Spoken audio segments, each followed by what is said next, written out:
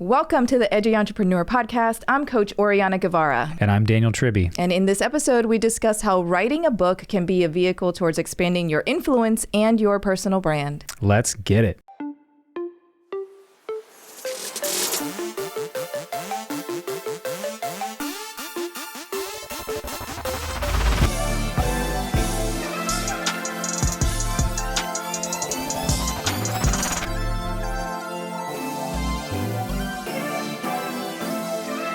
Welcome, everybody, to the Edgy Entrepreneur Podcast, where we believe that if you are not focusing on your personal mastery, you are leaving 80% of your business potential on the table. I am your co-host, Daniel Tribby, alongside Coach Oriana Guevara. Thank you, everybody, for joining us today. We are going to dive in a little bit about being an author and how being an author for both of us has turned out to be such a great personal mastery tool. So what are some key elements that we want people to draw from this particular conversation, Oriana? Yes, absolutely. So we want to talk about thought leadership as a tool for building your influence and your personal and professional brand, which is super important. And writing a book, authorship is just one vehicle by which to do that. Of course, we want to talk about from the authorship standpoint, how that actually requires you to make an identity shift in order to be successful in that identity shift. An identity shift, yeah, absolutely.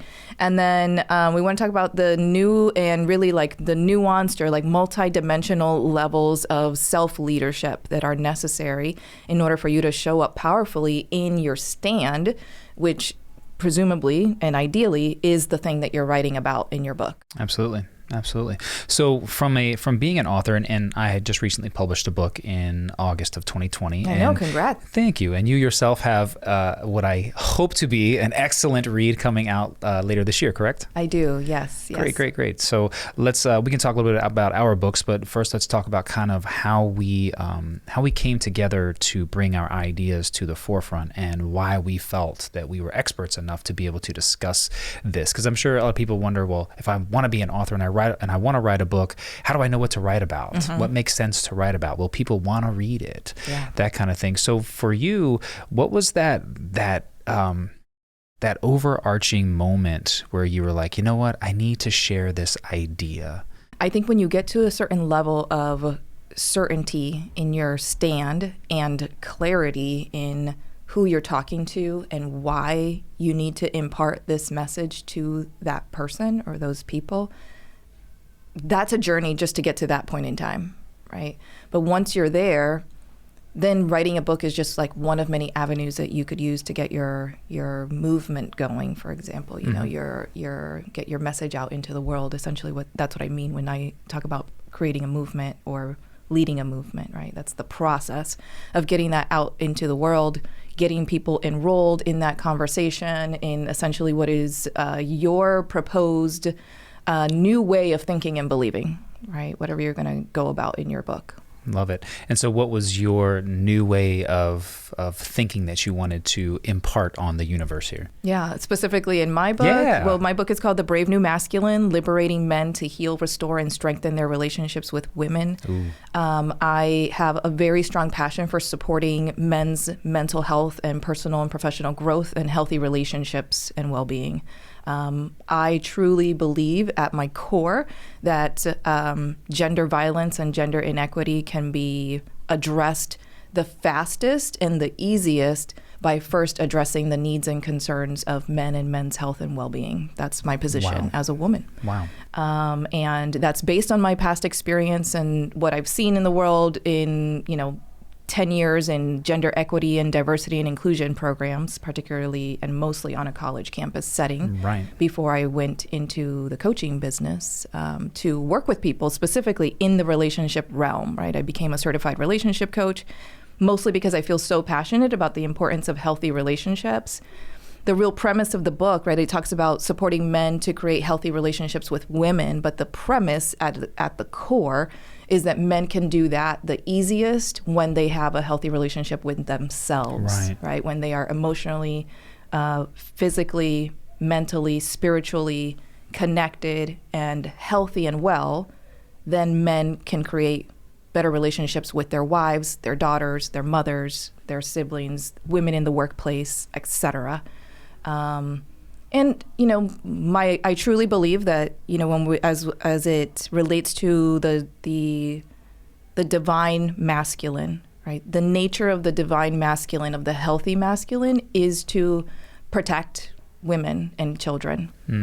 And so if the masculine is safe, if it's healthy, if it's loved, which is how I go about my work and my teachings, particularly in my book, then women and children are better off. I love the passion that comes from you when you talk about that. And take note, as a listener, you have to be passionate. That's one of the key things. You have to be passionate about this certain topic that you're going to put out there. You don't want to just talk about origami because it sounds fun to talk about. You want to talk about origami because you have a passion for the paper, the folds, the way it feels in your hands, the vision that you have, that you create in your brain. So you want to have the passion behind that.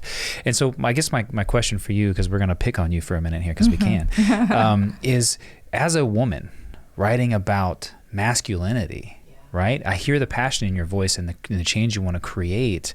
How do you, and this is probably going to apply to a lot of people who might be going through the same thing, how do you feel like you are interpreted as a woman preaching about masculinity? How does that, from an authority standpoint, right? Do you struggle with that mentally? And what would you say to a lot of the listeners that might be also thinking, well, who's going to listen to me talk about a topic that presumably I wouldn't know shit about? Right. I did struggle with that for a long time, and that was part of my own personal growth journey in order to be able to show up powerfully in this stand and in my conviction around why it's important, why it matters, why people should care.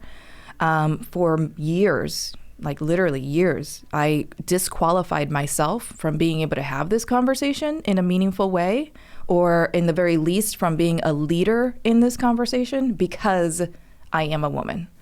So I actually told myself a story that sounded something like, I'm not qualified to have that conversation because I'm not a man. Ooh. Right? And so what I was leaving out or failing to realize while I was still operating within this limiting belief system was that I actually am qualified to have this conversation because I am having the conversation. I'm approaching this topic from my perspective, my position, my experience as a woman, right? The goal of the book and of what I'm discussing through the book is not to tell men how to be men, right? That's not what I'm doing. Right. I couldn't do that even if I wanted to, sure, because I'm not one, right? Yeah, I understand. Right. So but the premise is to support men and do that from a woman's perspective, right? To support men's healing and to show up in full allyship to men's healing work, as a woman. I think that gives me a power position that maybe men in this space don't personally have. Right? Because for them, if they might be perceived as like self-promoting in some way. And for me, like what I really want to see is that women's allyship for men's healing, to support men's healing, is critical. It's critical to not just it's critical to our ability as a society and as a system to be able to reduce the not only rates of like violence in our society, but also to support boys, support reducing rates of suicides in men, reducing rates of divorces, restoring and protecting the nuclear family, right? Reducing rates of even mass incarceration. Like all of that shit is connected to the fact that men's needs and men's health and well-being is totally deprioritized in this society.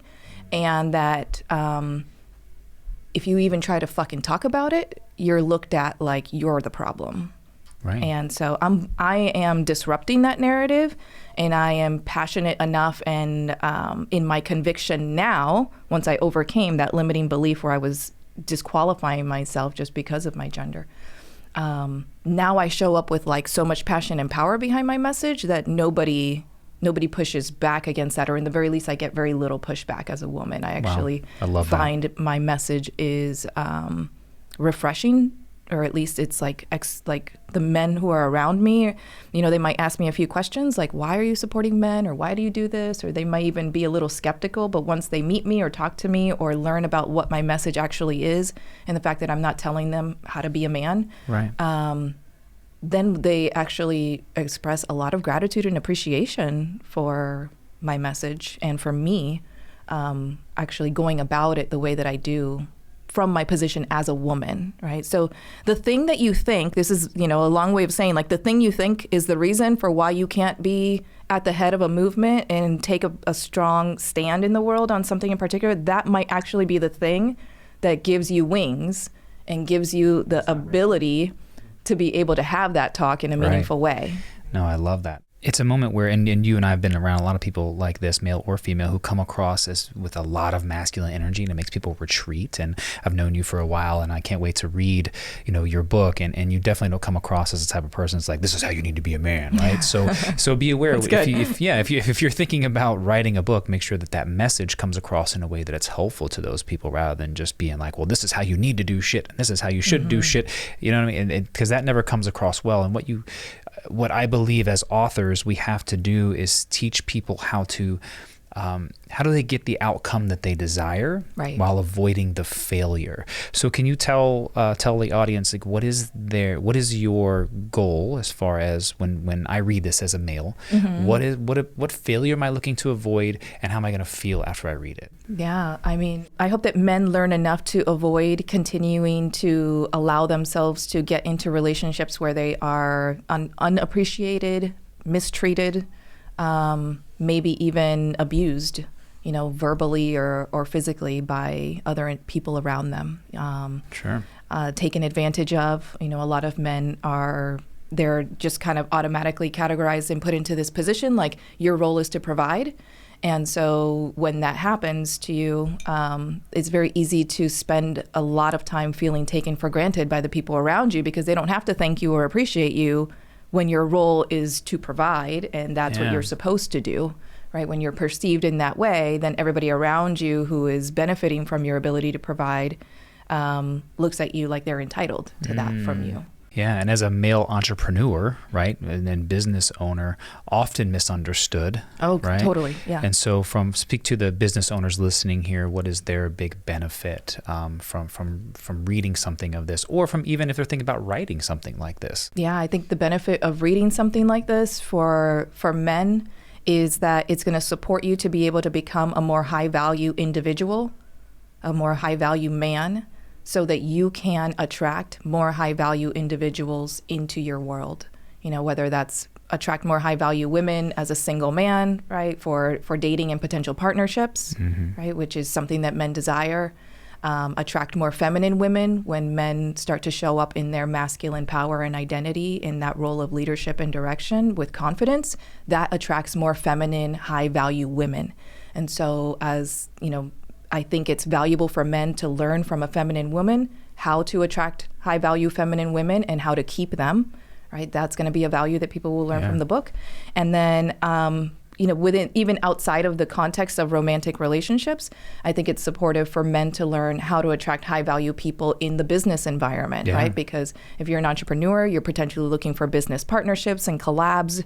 You are looking for maybe to build a team, right, and bring on staff into your organization, and you need to know how to identify high-value people. Right. And when you become a high-value person, number one, not only do you attract those people, but you also you know them when you see them, right? Like you recognize them. Absolutely. And I can get rid of the 35 messages in my inbox every day about how somebody's going to bring me 35 leads and they're going to change my life. Yeah, if you're one of those salespeople doing that, you can go fuck yourself. So. But yeah, no, I think so. To kind of circle everything together here when it comes to book writing, you clearly have to have a passion for what you do, right?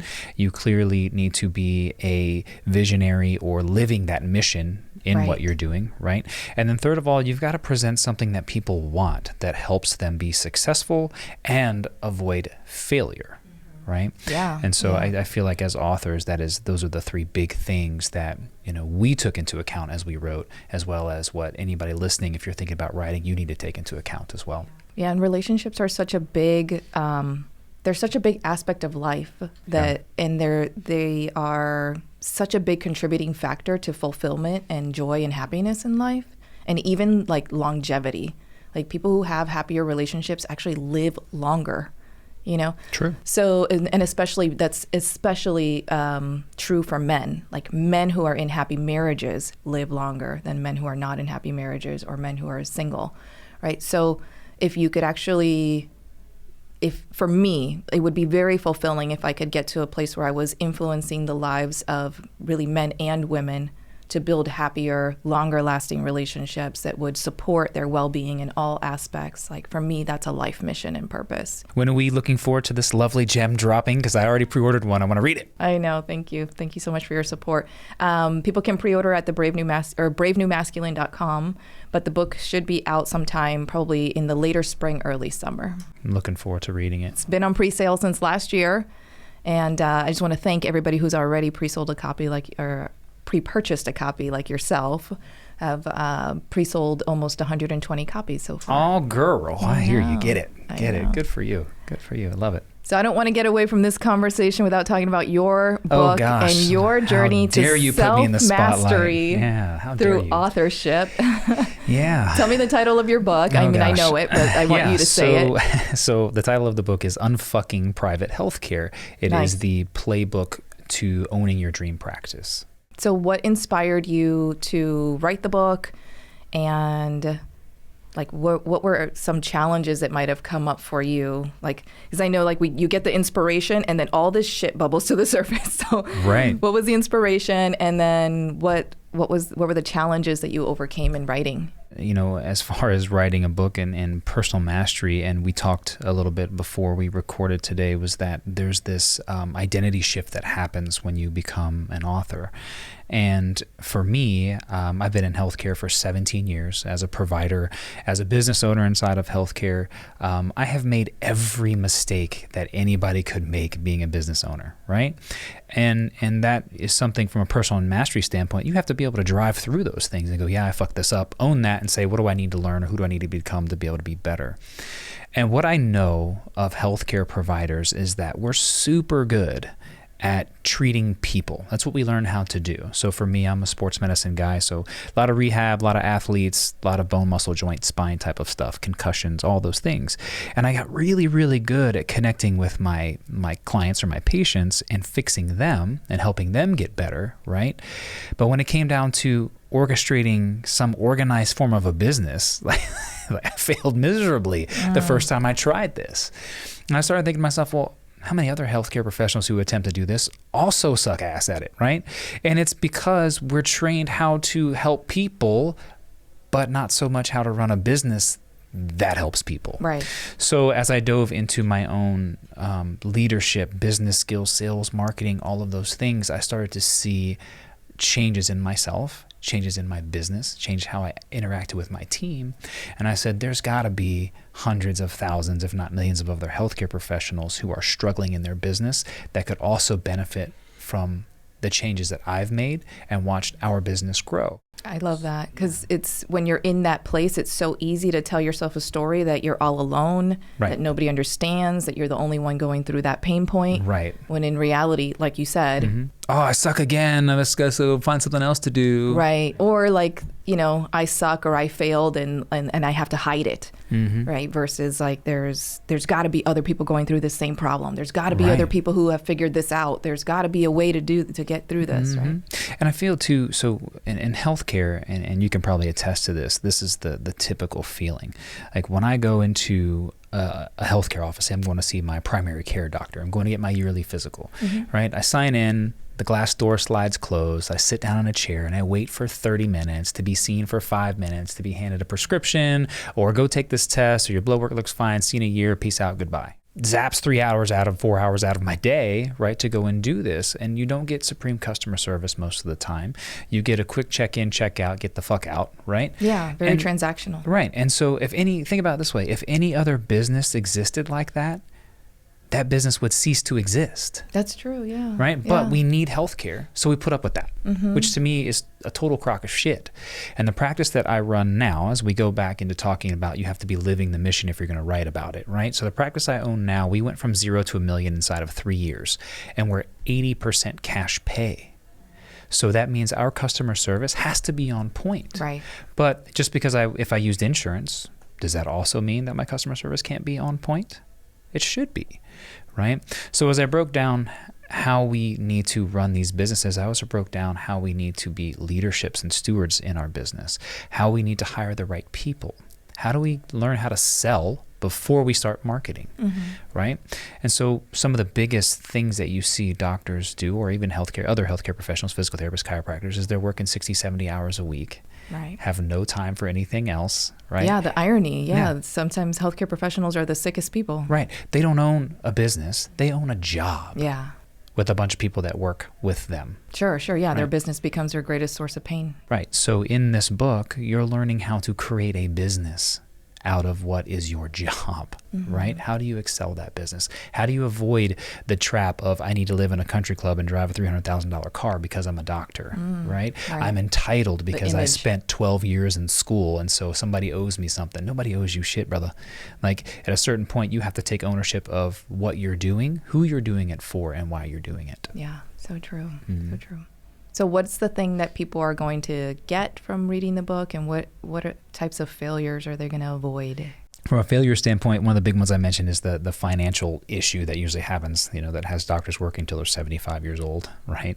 So you don't want to be able to do that. You need to learn how to balance the financial situation, both for your personal life and for your business. So that's a big key point in it.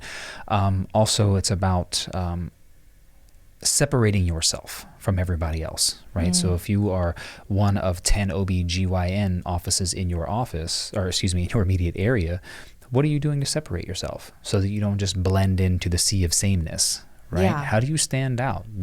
Are you swimming in blue ocean water or red ocean water, right? Are you getting ate up by sharks, or are you standing out because people are saying, I identify with this office because they are bang, bang, bang. Yeah, right? or they're willing to go to a cash pay office over, and even if they do have insurance, because of that extra, level up that they get when they go there. Exactly, yeah. So the two biggest failures are going to be blending in, right? And then financial drowning. Yeah. Right. So what are some personal challenges that you overcame in the process of writing the book? Like, did anything come up for you in that process? Yeah. Or before, maybe even before you embarked in the process? Yeah. So my money management was definitely trash. I'm sure a lot of our listeners can associate with that, If you are a healthcare provider, you have an influx of revenue. You typically end up in that 1%, and so you tend to buy things that are unnecessary, right? As I've done, you tend to spend money on your business in the form of expenses that are unnecessary, right? And you start off in a hole. You're in a hole from school. Now you're building a business. You're in a hole again, and you can never get out of this hole. So that was one thing that really opened up my eyes from a personal standpoint, was balancing the finances and sharing that aspect of it. And then I was a horrible leader. Holy shit, I was a terrible leader. Terrible leader. Really? Yeah. So, and not because, and it's purely because the other systems that I had worked in under somebody else, you mimic what it is that you are around all the time. Yep. Right? So if your boss was shitty, chances are you're probably going to be a shitty boss too, right? So sure, yeah. I mean, if you don't have any examples of healthy leaders around you, just like if you grew up with no good examples of healthy parents, you probably mimic those parenting behaviors when you become a parent. Yeah, 1,000%. Yeah. And so that's why, if for those of you listening who have aspirations to write a book, don't be afraid to talk about the things that you fucked up on. Yeah. Like, don't be afraid to talk about how you screwed up. Oh, yeah. Because people will understand, resonate, and be able to say, hey, I've been there. That was me. And that's what you want. You want people to read your book or hear your story and go, oh my God, that's me. That's me. You want that connection point. Yeah. When you want people to be able to relate to the fact that, you had a struggle and you overcame it, and they have that same struggle. And so therefore they can learn from you, or in general, they can learn and overcome it. Right. Whereas if you present yourself, within the landscape of thought leadership or expertise, coaching, consulting, if you present yourself like an untouchable, you've never made mistakes, you've never been, you've never had that pain point, how are you resolving people's pain points when you've never felt that pain, when you don't know that experience, right? Like, I could say in my journey in relationship coaching and in my book, and it continues to come up for me, the fact that I was in a turbulent and, toxic relationship for 17 years that ended up in separation and then divorce several years ago. And so at some point in time, that was something that for me was like, I don't really know if I want to talk about relationships, right? But wait, Oriana, look what happened. You're a relationship coach. You're not supposed to have bad relationships. Right? Like, God forbid You're that not I allowed have to be any human. struggle. How dare you be human? What is that? God forbid I have any struggle in relationships as a relationship coach. But, quite honestly, like, again, like I'm disrupting that narrative, and I just buck up against that with everything in me, because the fact that I am a divorced person and that I have been through that experience and that I've had a turbulent relationship, that is what qualifies me to be able to support people to heal from breakups and divorces, and to be able to come back into integrity, come back into a place where you do the healing work and become a high value individual, so that you can attract a different experience in your relationships, right? Exactly. Because that's what I did. Like, I didn't just go through a difficult relationship and get divorced and leave it at that, right? I mean, I invested upwards of $60,000 in myself and in my business to get my shit right, so that I don't repeat that experience, but also so that I can help other people not have to repeat the experiences that they've been manifesting, while at a lower level of consciousness in relationships and personal mastery, So I love the way that you describe how you're writing this book, or you're kind of like, you're accepting that challenge of writing a book forced you to look at the areas of your life and leadership where absolutely you needed growth, and to take action on them. That qualifies you now to support people to do the same. That's it. So if, for those of you listening who have that passion to write, that is what you have to think about. Like, what is the mission, and are you living that mission? Have you had all the follies, right? And you qualify yourself by going through it. It's like, I can't teach entrepreneurship to people if I myself am not an entrepreneur. I cannot teach relationship coaching to people if I myself haven't ever been in a relationship, good, bad, ugly, or indifferent, right? How can you teach that if you've never experienced it? And I say this all the time to people. I'm like, why are you learning from Harvard entrepreneur educators who've never owned a fucking business? So true. Yeah. I mean, I went to MBA school, and I can't tell you how many of my professors had only ever taught and didn't have actual real world experience building a business. Some did, some didn't. But I will tell you, the ones that did were the best professors in my mind. Like, I had the best experiences in their classrooms as a student. Right. Because we're talking real shit at a certain point, right? We're not just talking about what somebody wrote in a book. Yeah. Right? We're actually talking about, yes, it's nice to know what the book says, but what do you do when you're actually knee deep in it? Yeah. I mean, that's what informs your personal experience, and professional experience is what informs your authority and your expertise. Right. It takes 10,000 hours to become an expert at anything. Yeah. I'm combining my personal life experience and all the ways that I fucking screwed up in relationships, right? In addition to all the ways that I've done well in relationships also. And I am combining that with my professional experience and background with, 13 years in higher education, 15 years in human resources, 9 years in diversity and inclusion and gender equity. That's what informs my authority and expertise. Yeah. And that's what I have to focus on, right? Not like, oh, I got divorced, so I can't talk about relationships. Like, if you're in that mindset where you're just looking at your perceived failures or mistakes and you're utilizing them to disqualify yourself, that's not going to support not only the growth, your own personal growth, but it's not going to support your ability to get your movement going or to get your stand heard in the world. You've got to reposition that and reframe it, because your perceived failures are the thing that actually qualify you to have that conversation. It's so true. I always go back to something as simple as learning to ride a bicycle, right? We don't learn to ride a bicycle by succeeding. You learn how to ride a bicycle by busting your ass, your knees, your elbows, and everything else a few times. And that's what creates the learning. There's research out there that shows you learn by failure. If you've done everything right in your entire life, you've never learned what to do when you fail, right? So the bumps, the bruises, the scrapes along the way are the things that teach you what not to do. And I always say, I always get what I want. I either win or I learn a valuable lesson. And when you come from that mindset, it totally changes the way you view the world. Yeah. If I don't lose, I never lose, right? I may not get the desired outcome, but I learned something really valuable, and I learned how to pivot and take the next step. Okay, well, that's a roadblock. What do I do now? Right? So in our podcast theme here, we have this big question that we want to ask during every episode. So for this one, what is the aha moment for you in your personal mastery and development that you had as a result of becoming an author, or about to be an author, I should say? Man, I will tell you so this is my first book, and this experience has like, it's forced me to have to up level in my mindset, right? So I'm so grateful for the experience and for the divine inspiration that led me to like finally take a strong position in this particular stand, and to realize like, oh, this is the book that's been trying to come to life through me all of these years. Like, this is the thing I'm supposed to be talking about. I'm super grateful for that because it's forced me to up level, but that shit has not been comfortable at all. Right? And so I think the biggest aha moment for me was that I was going to, and I continue to, because writing a book is a process, and as you go through the process, there's something about the permanence of these words that are going to be printed on paper and published. Like, at some point in time when I was like really experiencing a high level of resistance, I was like, what the fuck is that? Like, why? And I realized it's my perception of the permanence of a published book, right? Like, so like, I gotta get every word right, and I gotta say it all, and I gotta make sure I include all the things because it's so permanent, you know? And so like moving through that and realizing like, no matter what ends up in the book, I am being called to show up. Yeah. Like, I have to be so grounded in my stand and in my convictions, my personal conviction about how important this is to me.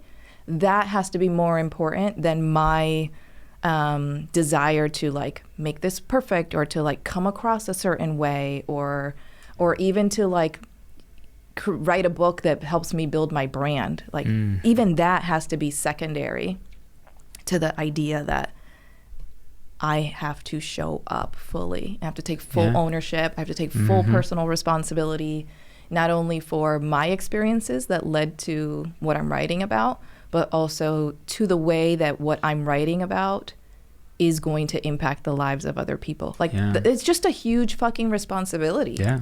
You know, like when you really look at it, it's a gift, and it also comes with a lot of power and responsibility, because I get to have the privilege to influence other people's lives and relationships through the words that I'm writing in a fucking book. Wow. I love that. And what I really love is what you said about perfection. And for those of you listening who think that everything has to be perfect in your world, perfection is a fucking lie. Perfection is the lowest standard you could ever create for yourself, because it is unattainable. You are not perfect. I am not perfect. Oriana's almost perfect. She's close. Stop. But you're not. That is the lowest standard you could ever have for yourself. Now, don't ever look at yourself and just think, you know, oh, well, this is good enough, right? Make sure it's good enough for you. Is it good enough for you to put out there? Is it good enough that you're sharing information that could change somebody else's life? And the answer to that will always be yes. Yeah, yeah. So same question, biggest aha moment as a result of writing your book? Yeah, so for me, I'll tell you a quick little story about how I actually ended up writing it. I was at a business development course, and I met Raymond Aaron, who is he's contributed to the Chicken Soup books and a lot of other highly published books. I think he's either authored or been co-authored in like 130 books or something crazy like that. Well, he has his own publishing company. And so I heard him speak, and I met him, and I signed up for his little course. And as I started writing this, and my biggest personal mastery issue has always been overcoming self-doubt. That's always been I always have felt not good enough. So it showed up for me again in this book. It showed up for me so powerfully in the fact that I was like, I really have a lot to say, and I can help a lot of people, but I don't think that I can write it. And so I started to get a ghostwriter. You know, somebody who I would interview me, and then give them all my stuff, and they'd write it for me, and it would still be a book by me, but I didn't actually write it. And I toyed with this, and I was part of a really great mastermind group for a year, and I brought it to them, and I just said, this is what I'm struggling with. And they were like, dude, nobody is going to be able to say the things that you say the way that you say it. They were just like, you got to sit down and put words to paper. So if you're thinking about doing this, this is a super specific thing that you need to do, is dedicate a certain amount of time every single day to when you're going to write. So those 2 hours, 3 hours, 4 hours, whatever that block is, make it the same every day. And that's what I did. So I would get I've got a son, I get him to school, and I would spend from about, call it 8 o'clock, 8:30 to 10:30 every single morning writing. And I would write to that point, finish, and then I would stop. Then I would do the same thing every day.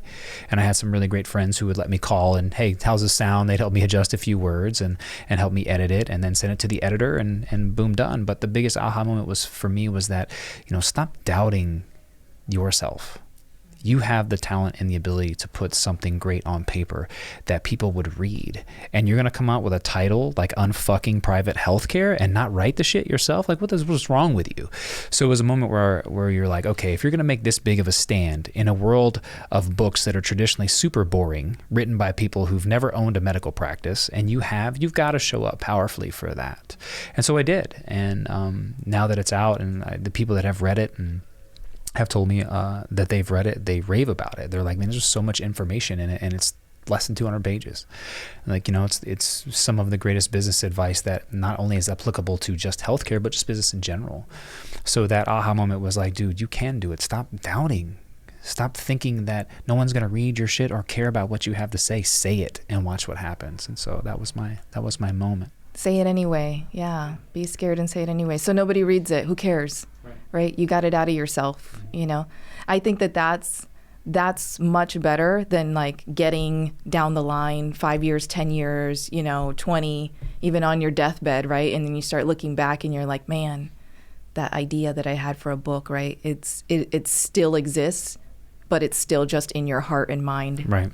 And never came into reality. Yeah. And a lot of people still, I think, also, it's not only struggling with the can I not do it, but it's also the fact that authors are renowned as some of the top 3 most influential people on the planet, right? Mm-hmm. So if you're going to put something out there and say, I'm an author with a published book, right? You now have a stand to make somewhere. You now have something different to talk about. Totally. It's a huge responsibility. Yeah. And people often think, well, man, if they're top 3, then I'm going to get rich. Nope, you're not. No. You're not going to get rich off of selling your book, right? All those people you see, the New York Times bestsellers and all those people, they've paid to get their book there, mostly. If you don't believe me, look up how to become a New York Times bestselling author. It's not what you think. It is extraordinarily expensive to pay for the marketing that would get you there on any of those lists. Yeah. So think about, why are you writing the book and who is it for? Right? Not for a rich purpose by any means. Sure.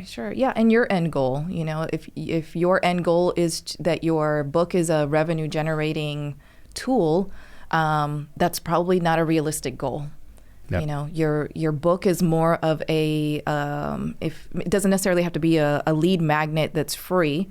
It could still be a lead magnet, right? You could still charge people for it. You could still sell it. You could still get ranked on different lists, right? But it actually costs more in your time and energy and financial resources to become a published author than the money that you're going to make off of your book. So just don't look at, that's why the passion is so important, because you really can't look at authorship and becoming a, publishing a book as the revenue generating driver in your business. Right. I love it. Well, we thank all of you for listening in today. Hopefully you've picked up some amazing gems. If you're considering becoming an author, how to do it, what to look for, what to think about when you write. Again, my name is Daniel Tribby. I am the author of Unfucking Private Healthcare. You can find that book at www.thehealthcareplaybook.com. And I am Coach Oriana Guevara, and you can visit my website. It's orianaguevara.com, or specifically for the book, it's bravenewmasculine.com, and you'll find more information about the book there, and you'll see a little video of me talking about why I wrote it, and a little bit more. But yeah, I thank everybody for joining us and for listening. If you're thinking about writing a book, the best thing I can tell you, best advice is do it. That's it. Stop tiptoeing around and get after it. So thanks everybody for listening. We'll see you guys in a couple weeks with another episode of The Edgy Entrepreneur. We'll see you then.